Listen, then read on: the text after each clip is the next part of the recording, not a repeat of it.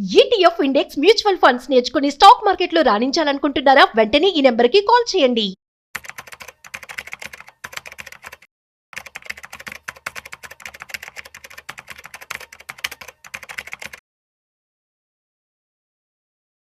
Trump tariff అసలు భారతదేశంపై చాలా తక్కువ టారిఫే ఉంటుందని చెప్పి అనుకున్నాం, కానీ బాంబు పేల్చారనమాట. 50% వరకు మనకి ఇండియా మీద టారిఫ్ అనేది విధించడం జరిగింది. అసలు ఇది మన గ్లోబల్ ఎకానమీ కావచ్చు, at the same time Indian ఎకానమీకి ఎలా ఎఫెక్ట్ అవుతూ ఉంటుంది, దీనికి సంబంధించి స్టాక్ మార్కెట్ కావచ్చు, మ్యూచువల్ ఫండ్స్ కావచ్చు, అసలు ఎలా ఉంటుంది ఏంటి ఫ్యూచర్లో అని చెప్పి దీనికి సంబంధించి పూర్తి సమాచారం ఇవాళ మనము ఫైనాన్షియల్ ఎక్స్పర్ట్ గిరిబాబు గారితో అడిగి తెలుసుకునే ప్రయత్నం చేద్దాం. సో హాయ్, హలో, నమస్తే, వెల్కమ్ టు సుమన్ టీవీ. నేను మీ Rajeev Pasupuleti. So hi sir, నమస్తే. నమస్తే అండి. సార్, టారిఫ్ అనేది చాలా తక్కువ విధిస్తారు, ఇండియాకి అసలు ఎక్సెప్షన్ వస్తుందని చెప్పి మనం అందరం కూడా ఆశపడ్డాం. కానీ అసలు అంచనాలకి విభిన్నంగా అసలు చాలా ఎక్కువ టారిఫ్ అయితే విధించడం జరిగింది. అసలు దీన్ని మనం ఎలా తీసుకోవచ్చు? ట్రంప్ మన ఇండియా మీద పగబట్టారా? లేదు, పగేం కాదు. కానీ అంతకుముందు వరకు మనం 25% అందరిలాగా ఉంది అనుకుంటే ఓవర్ నైట్ ఇంకొక 25 యాడ్ చేశారు. అవును. అయితే మీరు గమనించండి, ఇవి దేనికి టారిఫ్స్? ఇవి ఇండియా నుంచి ఎక్స్పోర్ట్ చేసే వాటి మీద యుఎస్ లో వేసే టారిఫ్స్ అవి. రైట్. అంటే ఇక్కడ నుంచి మనం కనుక ఇదివరకు ₹100 అమ్మే వస్తువుని అమెరికాలో ఇంపోర్ట్ అయ్యేప్పటికి వాళ్ళు 150 పెట్టి కొనుక్కోవాలి. దానివల్ల ఏమైతుంది, వాళ్ళు మన ఎక్స్పోర్ట్స్ తీసుకోరు వాళ్ళు, because it is more costly for them. Costly అయితే మనకి ఇండియా ఉన్న ఎక్స్పోర్ట్స్ దెబ్బతింటే ఇండియాకి ఎకానమీ ప్రాబ్లం అవుతుంది. ఇది వాళ్ళ ఉద్దేశం. కానీ మీరు గమనించాల్సింది ఏంటంటే, ఇప్పుడు మన ఇండియా వాళ్ళందరూ కూడా ఎగోడి మన ప్రొడక్ట్స్ కొంటూ ఉంటారు, ఎగ్జాక్ట్లీ. మనం ఎక్స్పోర్ట్ చేయము, మేము నీకు అవసరం లేకపోతే నువ్వు మాకు అవసరం లేదు, అంతే కదా. అంతే కదా. ఇప్పుడు నార్మల్ గా మనం ఎక్స్పోర్ట్ చేస్తే వాళ్ళకు ఉపయోగపడుతుంది, కానీ నువ్వు ధర ఎక్కువ వేసేసి మనం ఎక్స్పోర్ట్ చేయకుండా చేస్తున్నావు. ఆటోమేటిక్ గా మనం అమెరికా కాకపోతే ఇంకో వేరే కంట్రీ ఎక్స్పోర్ట్ చేసుకుంటాము. ఇండియాలో పెద్ద మార్కెట్ ఉంది, మనకే ఉంది, ఇక్కడ చేసుకుంటాం. అయితే ఇంకోటి మీరు గమనించాల్సింది ఏంటంటే, ఈ మొత్తం ఇండియా చేసే ఎక్స్పోర్ట్స్ లో యుఎస్ కి ఉండే ఎక్స్పోర్ట్స్ హార్డ్లీ 2%. ఆ 2% అయ్యే ఇంపాక్ట్ పెద్దగా ఏమీ ఉండదు. అండ్ ఇంకొకటి ఏంటంటే, ఇవన్నీ కూడా పెద్ద పెద్ద ఆర్గనైజ్డ్ కంపెనీస్ ఏమి లేవు. ఈ ఎక్స్పోర్ట్స్ మెయిన్ గా వచ్చేసి ఎక్స్పోర్ట్ చేసేదంటే ఫార్మా ఒకటి ఉంది, ఐటీ ఉంది, ఆ తర్వాత మన జెమ్స్ అండ్ జ్యువెలరీస్ ఉన్నాయి, ఇవన్నీ ఉన్నాయి కదా, టెక్స్టైల్స్ ఉన్నాయి కదా, వీటికి కొంచెం ఇంపాక్ట్. అవి కూడా చాలా కొన్ని కంపెనీస్ ఉన్నాయి. వాటి మొత్తం మనం చేసే వరల్డ్ ట్రేడ్ లో చూసుకుంటే హార్డ్లీ దట్ ఈస్ 2%. ఇదంతా కేవలం నీజర్క్ మూమెంట్. నీజర్క్ మూమెంట్ తెలుసు కదా, జస్ట్ ఇట్లా జర్కిస్తుంది అనమాట. ఆ జర్కిచ్చినప్పుడు మార్కెట్స్ కొంచెం పడతాయి. బట్ ఈ టైంలో ఎవరైతే యంగ్ ఆంటర్‌ప్రెన్యూర్స్ ఉన్నారో, సో వాళ్ళందరికీ కూడా ఎఫెక్ట్ అయ్యే ఛాన్స్ ఉండొచ్చు కదా. షార్ట్ టర్మ్ మళ్ళీ అగైన్ ఇప్పుడు యాక్చువల్ గా క్లియర్ గా మనకు వస్తున్న డేటా ఏంటంటే, ఇలా టారిఫ్ ఇంపోజ్ చేయడం వల్ల అన్ని దేశాల మీద అమెరికాకి ఇంపోర్ట్ చేసే వాళ్ళు తక్కువైపోవడం వల్ల అక్కడ ఇప్పుడు మనము టారిఫ్ పెంచాడు. ఇది ఎవరు పే చేయాలి? అల్టిమేట్ గా అక్కడ లోకల్ ప్రజలే కదా. ఎగ్జాక్ట్లీ. ఆ లోకల్ ప్రజలకే కదా ఇబ్బంది. ఇది అక్కడ అర్థమవుతుంది, వాళ్ళకు అర్థమవుతుంది, వాళ్ళ ప్రెసిడెంట్ మీద తిరుగుబాటు జరుగుతోంది, అది చాలా ఇబ్బంది ఫేస్ చేస్తున్నారు. కానీ ఇదంతా ఒక పొలిటికల్ స్టంట్. యాక్చువల్గా తను పొలిటికల్గా ఈ స్టాండ్ తీసుకోవడానికి కారణం ఏంటంటే, ఎలక్షన్స్లో ప్రామిస్ చేశాడు.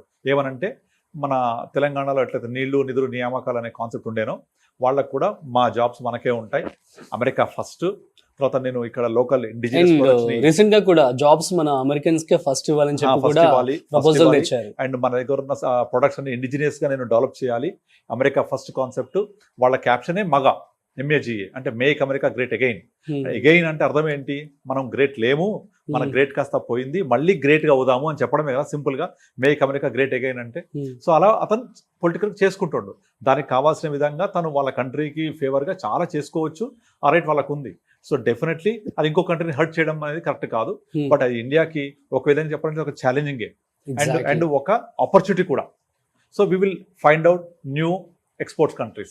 We have 3 to 4% of population than America. Exactly. అందరూ తలుచుకుంటే ఆబ్వియస్లీ.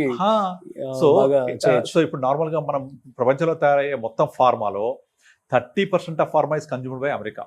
అంటే ప్రపంచంలో తయారయ్యే మొత్తం మందుల్లో 30% health products, pharma products consume చేస్తుంది అమెరికా వాళ్ళు. అంటే మనం ఎంత కన్జ్యూమ్ చేస్తాం మొత్తం తయారంటే హార్డ్లీ 3% కూడా చేయం.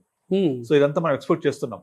సో మన మందులు కొనము అనుకుంటే, లేదా మీరు దిగుమతి చేస్తే మేము మీకు ఎక్కువ ట్యాక్స్ కట్టాలనుకుంటే నష్టపోయేది ఎవరు? అల్టిమేట్ గా వాళ్ళే. అది అర్థమవుతుంది వాళ్ళకు. సో దానివల్ల ఇండియాకి ఒక ఆపర్చునిటీనే ఇదంతా ఫ్యూచర్ లో, కనుక అసలు వరి అవ్వాల్సిన అవసరమే లేదు.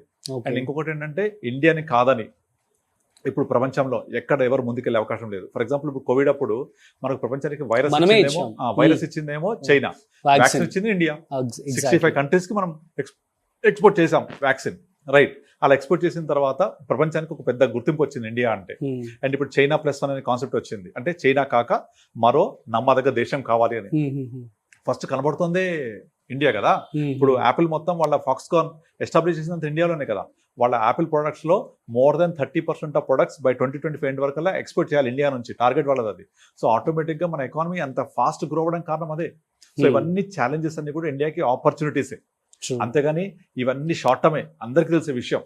ఇప్పుడు అమెరికాలో పుట్టిన H1 వీసా వాళ్ళకు పుట్టిన పిల్లలకి నేను ఇక్కడ బై బర్త్ ఇచ్చే న్యాచురల్ సిటిజన్షిప్ ఇవ్వను అని చెప్పాడు.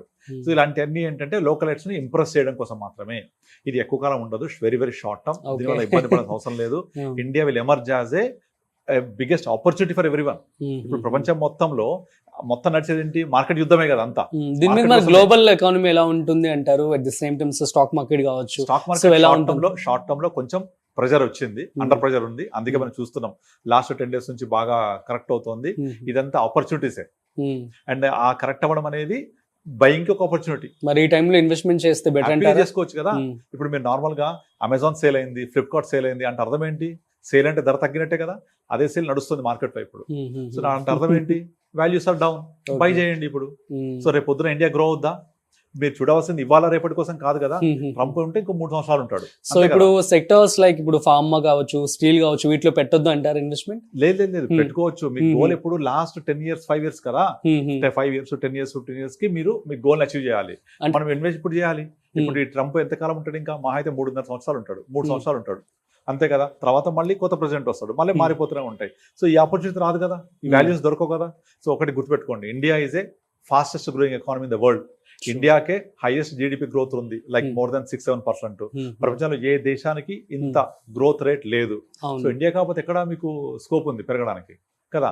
And we are aiming for $10 trillion economy by 2030, $50 trillion economy by 2047. Viksit Bharat, Surakshit Bharat ఆ టైం వెళ్ళేప్పటికల్లా ఇండియా $50 trillion అవ్వాలి. అంటే ఇప్పుడు మనం ఎంతున్నాం? Hardly 4 trillion.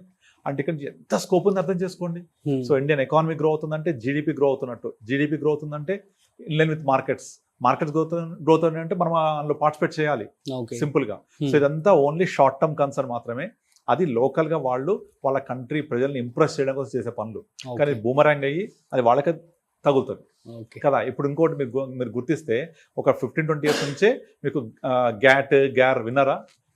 మన ఇది గ్యాట్ అని చెప్పేసి ఒక అగ్రిమెంట్ జరిగింది గ్లోబల్ ట్రేడ్ అండ్ టారిఫ్స్ గురించి. అంటే మొత్తం ప్రపంచం అంతా కూడా గ్లోబలైజేషన్ అయిపోవాలి, అందరు డోర్స్ ఓపెన్ చేయాలి, ఎవరికి వాళ్ళు ఎక్స్పోర్ట్ చేసుకోవాలి. అదే గ్యాట్ అగ్రిమెంట్. మన ఇండియన్ ఎకానమీ ఈ రోజు ఇంత ఫ్లరిష్ అవ్వడానికి కారణం ఏంటి? మన ఎకానమీ డోర్స్ ఓపెన్ చేయడమే. ఇప్పుడు వాడు వచ్చి డోర్స్ మూసేస్తా అంటుండు, అంటే రివర్స్ అవ్వడమే కదా. అది క్లియర్ కనిపిస్తూనే ఉంది. ఇప్పుడు మనము 1994లో పివి నరసింహారావు మన ఎకానమీ డోర్స్ ఓపెన్ చేసి ప్రపంచానికి మనం గ్లోబలైజేషన్ దిశగా వెళ్ళబట్టే ఈ రోజు ఇలా ఉన్నాం, ఇంత ఫాస్ట్ గ్రో అయ్యాము. సో అది గ్లోబలైజేషన్ వల్ల ఉన్న అడ్వాంటేజ్ అది, అంతే కదా. సో ఆ అడ్వాంటేజ్ని తీసుకోకుండా వాళ్ళు డోర్స్ క్లోజ్ చేస్తూ ఉంటున్నారు, నష్టపోయేది వాళ్ళే కదా. కనుక ఇండియాకి ఎటువంటి ప్రాబ్లం ఉండదు. అండ్ ఇంకోటి ఏంటంటే ఇండియాకు ఉన్న పెద్ద అడ్వాంటేజ్ ఏంటంటే మనం ఏదో ఒక సెక్టార్కి ఇంక్లైన్ అయ్యి ఉండం ఎప్పుడు. ఫర్ ఎగ్జాంపుల్ చైనా తీసుకోండి, వాళ్ళ major incline towards real estate ఉంటుంది. సౌత్ కొరియా తీసుకోండి, వాళ్ళ 40% revenue comes from only Samsung company, మొత్తం ఒకవైపు ఉంటుంది. అమెరికా తీసుకోండి, సర్వీస్ సెక్టర్ ఇంక్లైన్ అయ్యి ఉంటుంది.